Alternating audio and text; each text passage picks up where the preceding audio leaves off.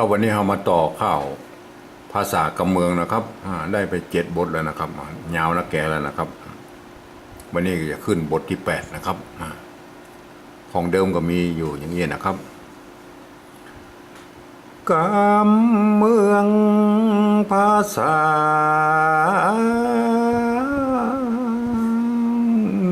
ล้านนาเฮานี้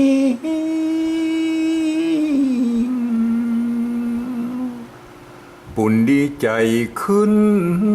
จืนมื่นม่วนหู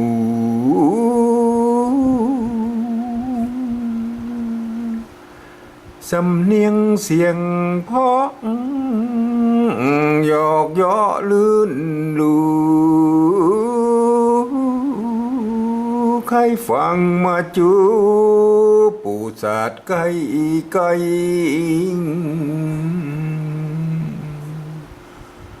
เริ่มจากกะขะงะให้จดจำหิวไว้อย่าจ้าวักสองชะยะคว้ามาใส่ถ้อยเลียงกำละตะละนะละทะจือจามละทะละบำดะห้ำตามถ้อยวักสีตะทะนะห้อยตามหิดห้อยเก่าเนินวักหาปะพะมะทะลืนเพิ่นแต่ใบกำเมืองของเก่าป่ออุ้ยดุยฟังเสียงอันว่าสำเนียงโบราณเก่ากี้สังพ่องกำเหลืออูเหียตีนี่กำกึดดีป่องแต่เฮ่งพ่ำสอนเอาตอนอุแวกอกหูอ้อกำตายป่อแม่ล้วนหน้านวลตาสายลืมเจือจาดยายไหลลงลิงลูภาษาอื่นเขาเอามาจื่นสู้ดูแควนสำเนียงป่ออุ้ยกลัวจะไปไก่บ่ได้คุดคุยเพียงแต่มาอู้ดาฟังลืมเก่ายอดมอนลืมก่อนลืมหลังอย่างมาลุงลังหมู่พวกสู่เจ้าภาษาอื่นใดไล่เลียงปอเข้าตอนใหญ่ก็เอาแล้วกะสายเลือดเมืองอย่าเคืองเลยนะตำบ่ถูกต้องปาเวนี้ถ้าจะลืมกึดงามเงืดดิลีกวนเปิงดีบ่สั่งสันอะไรทำไมสามไว้จื่นสู้อย่างมาอินโดเจ็ดลำบ่มีเปื้อนฝูงทรงสิ่งกากรรมจริงเกิดปุ่มด้อยตามมาอู้เมืองบ่จัดเหมือนฮาดอูจาไตปนล้านนาจะเหลี่ยมจักเจียม สมองนั้นกานึกว่าแหลมเหลี่ยม ตีแต่ก็ออกคนเมือง ลืมจัดเจือหน่อเนื้อคำเลืองมาลืมสำเนียงเสียงสวรรค์เจ้าเสียงโทเมืองคือเสียงหากเงาสดใสเรื่องเล่าม่วนเพราะต่อไปก็จะเป็นบทที่8นะครับเอามาต่อเลยนะครับก็คือบาทสลัดลงนะครับบาทต้นของบทที่8นะครับมาดูเลยนะครับ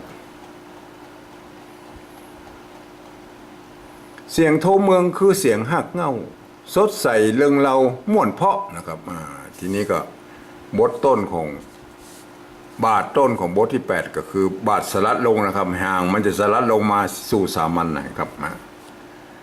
ต่อเลยนะครับเพาะพอยนาก็สระอ้ออยู่ตรงนี้นะครับเสียงตีนะครับสระอ้อนะครับมาเครื่องนะครับได้ยินเสียงเครื่องแล้วมันต้องใจตัวคะนะครับคะตัวคะนะครับเครื่องมาเครื่องทีนี้ต้องสามัญหรือจัตวานะครับมาเครื่องสะบัดเครื่องสะบัดสะนะครับสะเอามันเขียนตรงๆเลยนะครับสะบัดนะครับสะบัดที่นี่ก็ต้องลงเสียงตีแล้วครับเพราะเนี่ยก็มันก็เอาอย่างใดนะครับสระอ้อสระอ้อนะครับอ้อคัด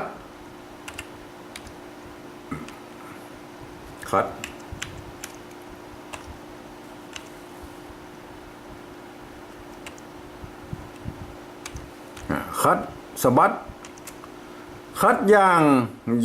ที่นี่มันย่างนะออกไปทางยอยักษ์ไทยนะยอนะครับอย่างตัวอยนะตัวอยนะตัวตัวญะนะตัวอยเนี่ยนะครับปยานกรรมนี่เปิ้นอ้องมาตัวอยหรือตัวยะนะครับยะย่างนะครับอย่างอี้ก็ยานะครับเติมงะลงไปย่างนะครับย่างออกเสียงไทยนะครับอยู่ยาอย่างใด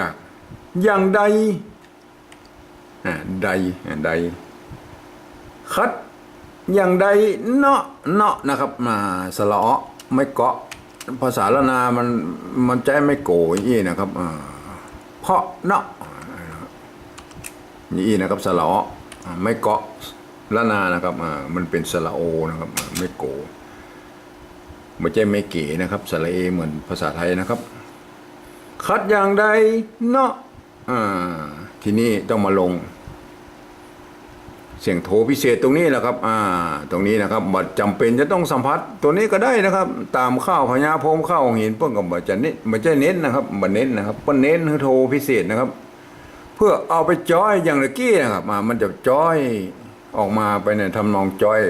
อยโบราณนะครับจ้อยโบราณเพื่อจะเป็นอย่างนั้นสลิดสลิดนี่ถ้าเอาเขียนแยกกันนี่แล้วครับยี่มันก็เป็นสลิดนะครับสลิดมันจะคือมันลิดได้ไงมันก็ต้องเป็นตัวละนะครับเป็นตัวละเขาก็จะใส่ตัวหะนี่ก็แล้วแต่นะครับอย่างนี้นะสลิดเห็นไหมสลิดอย่างนี้ก็สลิดนะครับสลิดแต่มันยาวไปนะครับเพราะว่าเพิ่นว่าเอามันยาวไปเอาตัวละไปไว้ซ้อนนะลูกอย่างนี้มันก็ยืมคล้ายๆกับยืมเป็นตัวซะมันเป็นตัวอักษรสูงอยู่แล้วนะครับเหมือนตัวฮะนะครับมันยืมดูดเสียงกันเมื่อซ้อนเสียงกันอย่างนี้แล้วเฮาก็เฮ้อว่ามันเหมือนมันควบกล้ำครับเหมือนมันควบกล้ำเฮาใส่ไม่สองน้อยอย่างนี้นะครับใส่แสดงว่าแยกพยางค์นะครับแยกพยางค์ใส่ไม่กี้ลงไปใส่ตัวดะไปสลิดนะครับตัวนี้เขียนเป็นสลิดนะครับโบราณเบอร์เขียนนี่นะครับสลิดนะครับสลิดแต่นะครับแต่เสียงตีนะครับใช้ตัวตะนะครับตะแต่สลิดแต่ แต่ลู่นะครับแต่ลู่นะครับลู่เสียงโทพิเศษนะครับแต่ตัวละนะครับไม่กูแต่ลู่นะครับแต่ลู่เสียงโทพิเศษนะครับคำใบคำใบคำคำกับตัวขะนะครับคำใบใบคำใบที่นี่เขามาเขียนเป็นภาษาปริวัติแบบที่สองนะครับก็คือการที่ยืมเอาอักษรไทยนะครับมาปรับเทียบเพื่อเป็นอักษรละนานะครับก็เขียนประกอบกันไปกับแบบภาษาไทยนะครับผสมผสานกันไปนะครับผสมผสานกันไปเพราะว่ามันก็บางสระบางอย่างมันก็บ่มีมันก็ต้องเติมต้องตัดออกอย่างเงี้ยนะครับมานะครับมายืมตัวมาเป็นตัวมานะครับมาตัวนี้มันตรงตัวนะครับเครื่องนะครับมาเครื่องตัวยืมตัวคอคนนะครับเครื่องนะครับมาเครื่องมาเครื่องสะบัดนะครับสะบัดนะครับตัวนี้มันสะบัดนะครับสะบัดมาเครื่องสะบัดคัดตรงตัวย่างนะครับตัวนี้มันตัวอยนะครับตัวอยย่างนะครับมันออกตัวอยยี่มันจะออกไปทางเสียงยอยักษ์ไทยนะครับอย่างเห็นไหมครับอย่างใดนะครับใดอย่างใดเนาะเห็นไหมเนาะทีนี้แหละเห็นไหมสระอ้อในภาษาละนามันไม่โกะนะครับเอาไม่สระโอมามันก็ไม่ได้นะครับมันอ่านบอกแล้วครับเป็นโนไม่ใช่เนาะนะครับเนาะเอาสระอ้อไทยนะครับได้เนาะนะครับสระอ้อไทยนะครับสลิดนะครับสลิดตัวนี้มันอยู่ใกล้กันนะครับเขาก็เขียนนี่นะครับสลิดนะครับสลิดแต่นะครับแต่ยืมตัวตะนะครับ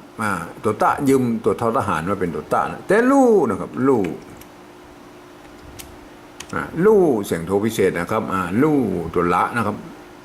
คำใบนะครับคำใบก็เอาดอกข้านะมาเขียนนะครับคำใบนะครับคำใบก็เหมือนภาษาเปรียบเทียบนนนางนะครับแบบเดียวกันนะครับทีนี้เขามาเขียนเป็นภาษาปริวัติแบบที่3นะครับก็คือการที่เอาภาษาไทยมาเขียนตามสำเนียงกำอู้ภาษาละนาตำบลบนนะครับมาเปิ้น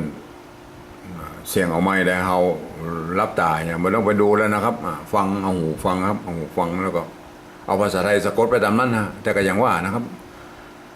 มันก็เนื่องด้วยการพันเสียงของภาษาละนาครับภาษาไทยมันมาเหมือนกันนะครับมันมาเหมือนกันเพราะฉะนั้นมันก็จะเป็นข้อจำกัดนะครับข้อจำกัดในการที่จะเขียนนะครับมันทำให้มันมาตรงกันในเสียงโทกับเสียงโทพิเศษเนี่ยนะครับมันจะเบี้ยวกันไปหน่อยนะครับเราก้อยแก้ไปนะครับมานะครับมาเครื่องนะครับได้ยินเสียงมาเครื่องเอาภาษาไทยเขียนเลยนะครับมาเครื่องเนี่ยมาเครื่องสะบัดนะครับสะบัดอันนี้ภาษาไทยมันอ่านสะบัดนะครับสะบัดเขาจะเขียนเป็นสะเขาจะเอามันตรงๆหรือเขาจะเขียนอีกก็ได้นะครับถ้าหอยยื้อมันตรงๆมันต้องใส่ฮื้อมันอย่างเงี้ยมันสะนะครับสะบัดนะครับสะบัดคัดทีนี้อันนี้มันขัดเสียงเอกครับเสียงเอกครับมันใส่ไม้จัตวาพวกเนี้ยครับคัดย่างอันนี้ย่างใช่ไหมเหมือนกันนะครับย่างต้องอ่านออกไปดังยอยักษ์ไทยนะครับย่างใดนะครับใดในภาษาไทยเปิ้นใจไม่ม้วนนะครับเนาะนะครับเนาะนี่มันตรงกันสลิดนะครับอันนี้ก็เหมือนกันนะสลิดนะครับถ้าเป็นภาษาไทยมันอ่านว่าสลิดนะครับสลิดเห็นไหมสลิดมันสลิดเนี่ยมันสลิดนะครับมันภาษาเหนือมันออกสลิดนะครับสลิดตัวหอหีบนี่ใส่ไปใส่ก็ได้ก็เหมือนกันนะมันเพราะมันเป็นกรรมผสมกันนะครับสลิดนะครับแต่นะครับแต่ แต่นะครับแต่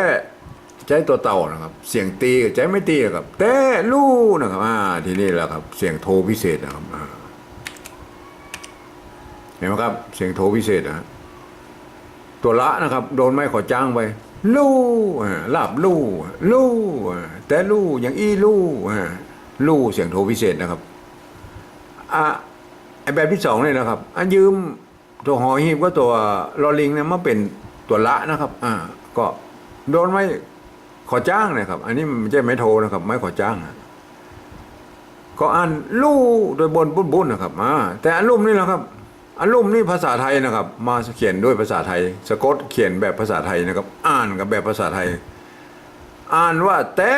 ลู่นะครับลู่มันเสียงโทปกตินะครับเห็นไหมครับหน้าตาเหมือนกันนะครับ แต่หลักการคนละหลักการอ่านนะมันเหมือนกันนะครับ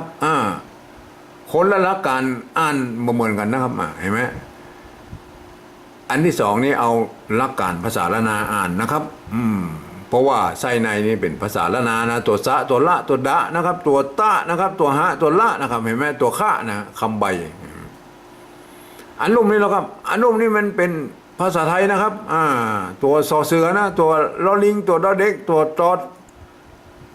ตัวต่อเต่านะครับ ตัวหอหีบตัวลอลิงเห็นไหมมันต้องอ่านแบบไทยอะครับแล้วจะไปอ่านแบบละนาได้ไหนครับมันไม่ได้นะครับจะไปเปิบไม่ได้นะมาเปิบก็ขี้ตู่นะครับขี้ตู่ว่าอันนี้เป็นลู่ด้วยพ้นมันไม่ใช่นะครับเขียนแบบไทยก็ต้องอ่านแบบไทยนะครับเพราะนั้นเราต้องเปิ้นมีวรรณยุกต์โทพิเศษมาฮื้อนะฮะในภาษาไทยเปิ้นมีนะครับเปิ้นไม่ได้เขียนไว้ฮื้อเนี่ยไม่ได้กำหนดไว้ฮื้อเพราะว่าเปิ้นมีนะครับเสียงนี้นะครับเพราะนั้นเราต้องดัดแปลงตัวนี้แล้วนะครับในส่วนตัวผมเอาจุดประดับไว้อีนะครับเห็นไหมครับผมบังคับเลยนะครับเขียนตามแบบฉบับของผมเนี่ยใครมาอ่านจะต้องถ้ามีจุดอย่างอีกประกอบไม่โทอ่านออกเสียงโทพิเศษนะครับลู่แม่แต่ลู่เห็นไหมลู่นะผมไม่หันคนอื่นเปิ้นใจตัวเอียงนะครับก็ใจได้นะครับใครจะใจตัวเอียงตัวหนาตัวขีดเส้นใต้อย่างกันแล้วแต่ไปคิดมาได้นะครับเขาเปลี่ยนตัวนี้อย่างตัวเดียวนะครับเขาปรับปรุงเปลี่ยนแปลงตัวนี้ตัวเดียวนะครับสำหรับตัวอื่นเขาไม่ต้องไปยุ่งเปิ้ลนะครับไม่ต้องไปเปลี่ยนเปิ้ลนะครับเปิ้ลสะกดได้กุกรรมนะครับยกเว้นเสียงโทพิเศษนี่เต้าอันนะครับมาเชื่อลองไปลองดูนะฮะลองสะกดด้วยภาษาไทยเนี่ยเขียนได้กุตัวนะครับยกเว้นนะครับยกเว้นเสียงโทพิเศษนี่เต้าอันเพราะว่ามันผ่านเสียงมาเหมือนกันนะครับคำใบนะครับคำใบได้ยินว่าคำใบกับแจ๊คคอควายนะครับคำใบใบภาษาไทยเปิ้นใจไม่มวนคำใบเห็นไหมครับเวลาเปิ้นอยู่โดดๆของเปิ้นยี่นะเห็นไหมครับก็คือคนทั่วไปมาอ่านเลยนะเข้ามาอ่านเลยนะครับ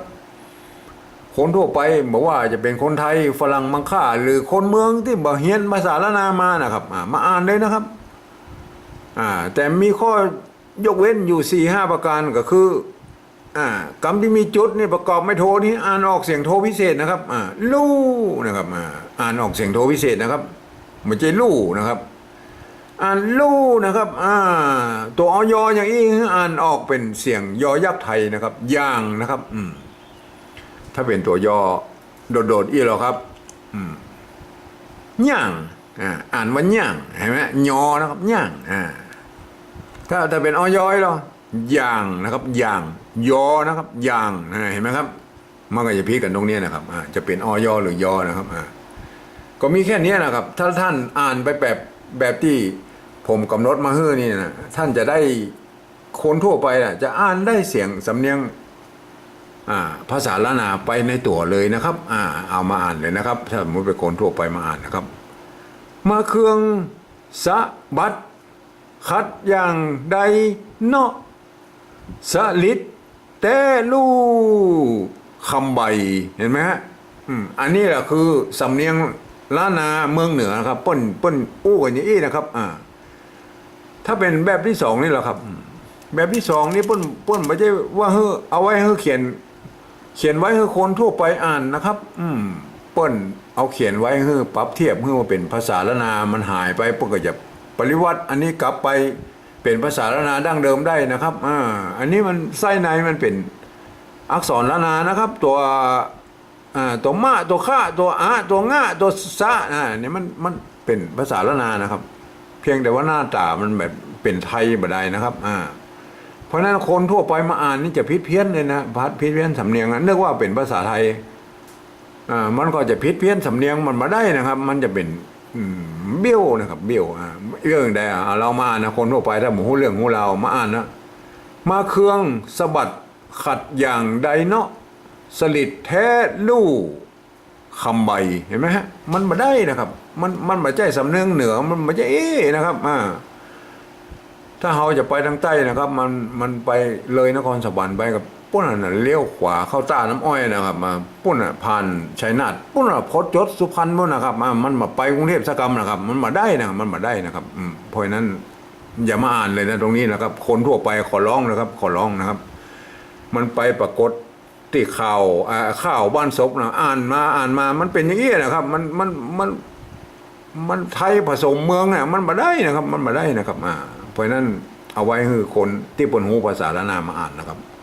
เปิ้นหูภาษาละนาเปิ้นเรียนมาภาษาละนาเปิ้นหูแล้วอันนี้ภาษาปริวัติแบบที่2นะครับคือภาษาละนานะครับตัวมะนั่นนะตัวข้าตัวซะตัวบะตัวดะนะอ่านไปเลยนะครับมาเครื่องสะบัดคัดอย่างใดเนาะสลิดแต่ลู่คำใบเห็นไหมมันต้องเป็นอย่างนี้นะครับภาษาละนาเงาๆปนอย่างนี้หรอครับอันนี้เป็นสมบูรณ์แบบในตัวของเปิ้นอยู่แล้วนะครับถึงแม้ว่าจะเขียนได้หลายแบบนะครับมาหลายที่หลายตังอย่างได้กระจ้างนะครับเปิ้นใจหลักการละนาอ่านเข้าไปจับอ่านมันได้หมดครับทุกกรรมนะมาเครื่องสะบัดคัดอย่างใดเนาะสลิดแต่ลู่คำใบเห็นไหมมันดิ้นมาออกนะครับมันดิ้นมาออกเพราะนั้นเมื่อเปิ้นสมบูรณ์แบบดิ้นมาออกแล้วยังมาเขียนได้2 อย่าง 3 อย่างนะครับมันก็อย่างว่านะครับบัดเดียวนี่มันคนที่หูภาษาละนานะมันมีน้อยนะครับมันจะสูญแล้วนะครับมันจะสูญแล้วนะครับมันคงค้างอยู่แต่ไอในใบลานปั๊บษาใบลานอะไรอย่างนั้นมันมีไผเอามาเผยแพร่นะครับมันก็ยุ่งนะครับในช่วงนี้มันก็จะป้วนห้องว่ามันจะเปิดประตูสู่อาเซียนแล้วนะครับหมู่เฮาคนเมืองละนาก็ถ้าบ่ฮู้ภาษาละนาก็จะไปอู้กับอาเซียนไปได้นะครับไปอวดเพิ่นได้ว่าเฮาก็เคยมีภาษาเป็นของส่วนตัวของเฮาเองนะครับก็เฮามาช่วยกันอนุรักษ์ไว้เถอะครับนะครับ